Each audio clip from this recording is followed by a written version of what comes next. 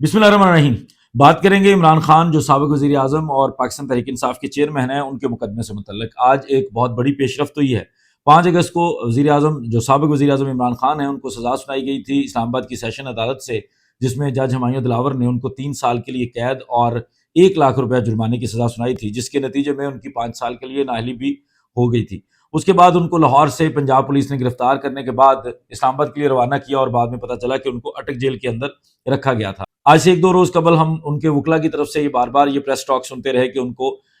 जो साबिक वज़ीर-ए-आज़म इमरान खान हैं, उनसे मिलने नहीं दिया जा रहा, उनके क्लाइंट से मिलने नहीं दिया जा रहा और उनसे वकालतनामे साइन करवाने नहीं दिए जा रहे। लेकिन आज से 1 रोज़ कबल गुज़श्ता रोज़ उनकी लीगल टीम में से एक वकील साहब ने इमरान खान साहब से एक मुलाकात की, जो तकरीबन पौने 2 घंटे की मुलाकात थी और उसके साथ-साथ उन्होंने वकालतनामे भी साइन करवाए। जिसके बाद आज के दिन में इस्लामाबाद हाई कोर्ट के अंदर उनकी सज़ा मुअत्तली के लिए और उनकी सज़ा को कलअदम करार देने के लिए अपील दायर की गई। उसके अलावा एक और दरख्वास्त भी दायर की गई, जिसमें साबिक वज़ीर-ए-आज़म इमरान खान को अटक जेल से अडयाला जेल के अंदर मुंतकिल करने के लिए और उनकी जो उनके करीबी लोग हैं और उनके जो लीगल टीम है, उनसे मुलाकात के लिए भी रिक्वेस्ट की गई। जिस पर इस्लामाबाद हाई कोर्ट के चीफ जस्टिस आमिर फारूक साहब ने समाअत करते हुए ये रिमार्क्स दिए कि जो भी चीज़ों के वो मुस्तहिक हैं बीइंग साबिक वज़ीर-ए-आज़म, उनको वो चीज़ें मिलनी चाहिए, इसके मुतल्लिक हम ऑर्डर करेंगे। उसके अलावा जो उनकी सज़ा मुअत्तली और अपील जो उनकी दायर की गई थी कि इस सज़ा को, इस मुकदमे की जो ये सारा मुकदमा चला है तोशा खाना का, इसको कलअदम करार दिया जाने वाली जो अपील थी,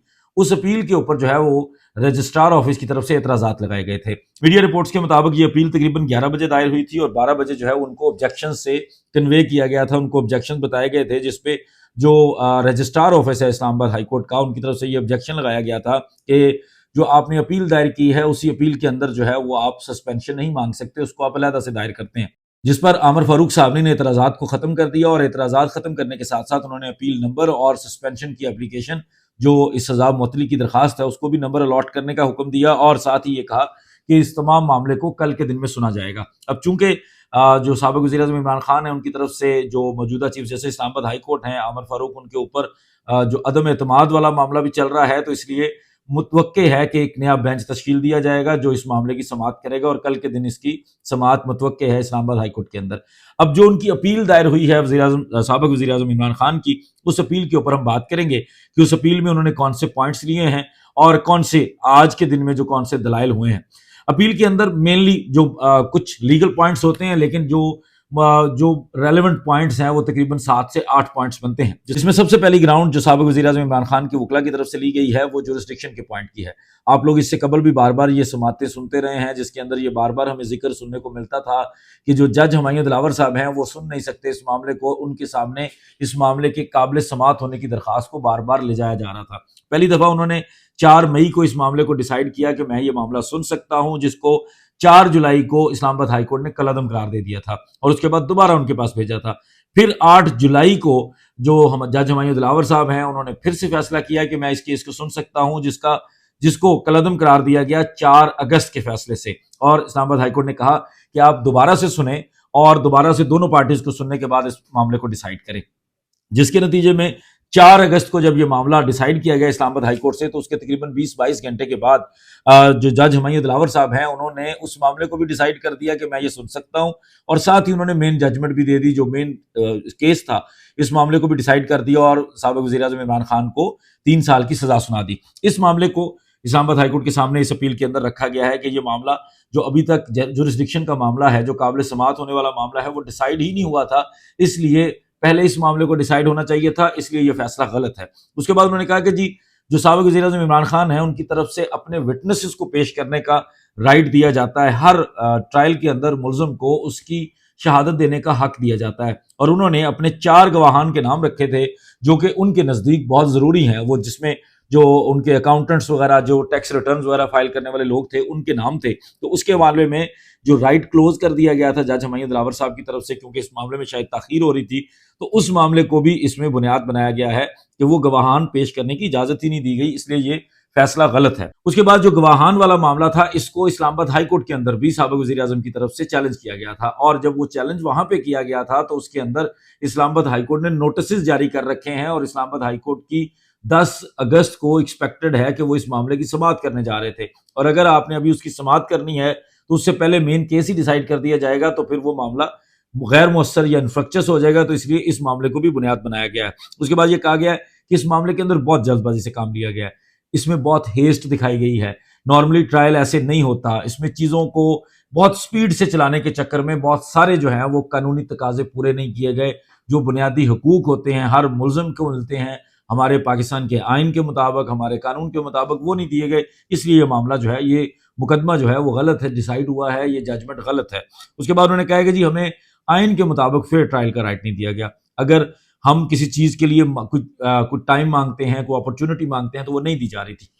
کسی بھی ملزم کو پاکستان کا آئین یہ حق دیتا ہے کہ اس کو فیئر ٹرائل کا حق ملے گا، تو وہ ہمیں اس مقدمے کے اندر نہیں دیا، لہذا یہ جو فیصلہ ہے اس کو کالعدم قرار دیا جائے۔ اس کے بعد انہوں نے کہا کہ جی سپریم کورٹ کے اندر بھی کچھ چیزیں جو ہیں وہ ہم چیلنج کر چکے تھے، جیسے 4 اگست کا اسلام آباد ہائی کورٹ کا فیصلہ تھا، تو اس کو سپریم کورٹ کے اندر چیلنج کیا گیا تھا، وہ الگ چیز ہے کہ اس کے اوپر اعتراضات لگے تھے، لیکن اس معاملے کے لیے چونکہ آپ کے پاس سپریم کورٹ تک ایک ریمیڈی ہوتی ہے، تو ہر جو بھی پاکستان کا شہری ہے وہ ملزم ہونے کی حیثیت سے بھی کسی بھی طرح سے اس کے پاس جو حقوق ہوتے ہیں، اس میں یہ بھی تھا کہ اس معاملے کے لیے بھی انتظار کیا جا سکتا تھا، لیکن جج ہمایوں دلاور صاحب نے آپ کے اس اسلام آباد ہائی کورٹ کے کہنے کے اس 4 اگست والے فیصلے کے 20-22 گھنٹے کے اندر ہی اس معاملے کو ڈیسائیڈ کر دیا، کسی اور چیز کا انتظار نہیں کیا۔ اس کے بعد انہوں نے کہا کہ کچھ کرمنل ریویژنز بھی پینڈنگ ہیں اسلام آباد ہائی کورٹ میں، اسی کیس سے ریلیٹڈ، اسی مقدمے سے ریلیٹڈ، جن کا فیصلہ آنے والے ہفتے میں جس کو فکس کیا گیا تھا، تو تمام ساری جو پروسیڈنگز ہیں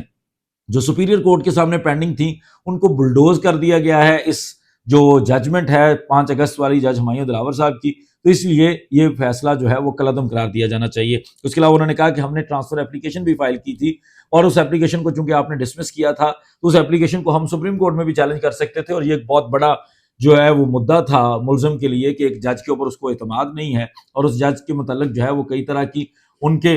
کے لیے کئی طرح کے ان کے اعتراضات ہیں، ان کو بہت ساری جو ہیں وہ ان کے شکوک و شبہات ہیں جج صاحب کے بارے میں، تو یہ حق بھی ملنا چاہیے تھا، وہ نہیں ملا، لہٰذا جو ہے اس معاملے کو آپ کالعدم قرار دیں، یہ فیصلہ جو ہے وہ غلط ہے۔ اب جو سسپینشن کی درخواست ہے جس کے اندر سزا معطلی کا معاملہ ہے، کیونکہ اپیل جو ہوتی ہے کوئی بھی کرمنل ٹرائل کے بعد جو اپیل ہوتی ہے ہماری ہائی کورٹس میں، وہ ٹرن وائز چلتی ہے، جس طرح ہم نے پہلے بھی اس کے اوپر بات کی تھی، تو وہ جو ٹرن وائز جب معاملہ چلنا ہے تو اس کے اندر ابھی وقت لگے گا، اس کے اندر کسی بھی اپیل کے سننے کے اندر 1-2 سال کا وقت لگ سکتا ہوتا ہے، اور اس میں تو ٹوٹل چونکہ 3 سال سزا ہے، اور اس 3 سال کی سزا کو آپ اتنی دیر انتظار نہیں کر سکتے کہ اس کی اپیل کا وقت آئے گا تو اسی کو تبھی ڈیسائیڈ کیا جائے، تو لہٰذا تب تک کے لیے اس سزا کو معطل کر کے ملزم کو کسی شورٹی کی بیس پہ اس سے شورٹی لینے کے بعد اس کو رہا کیا جا سکتا ہے، اور نارملی یہ ہماری پریکٹس بھی ہے، شارٹ سینٹینس ہوتا ہے 5 سے 7 سال تک کے معاملات کے اندر اتنی سزا ہو تو ہماری ہائی کورٹ جو ہیں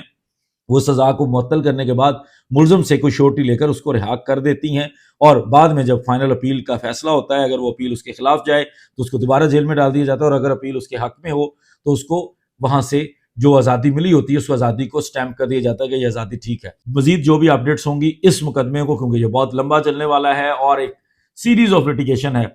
سیریز آف کیسز ہے، جیسے خود سابق وزیر اعظم عمران خان کہتے تھے کہ بہت تیزی سے میرے اوپر 200 سے زائد مقدمات بنے، تو ان تمام مقدمات کو کوشش کریں گے کہ جو قانونی لحاظ سے جو عدالت کے اندر پروسیڈنگز ہوتی ہیں اس کے اوپر ہم آپ لوگوں کو آگاہی دیں گے۔ بہت شکریہ، السلام علیکم۔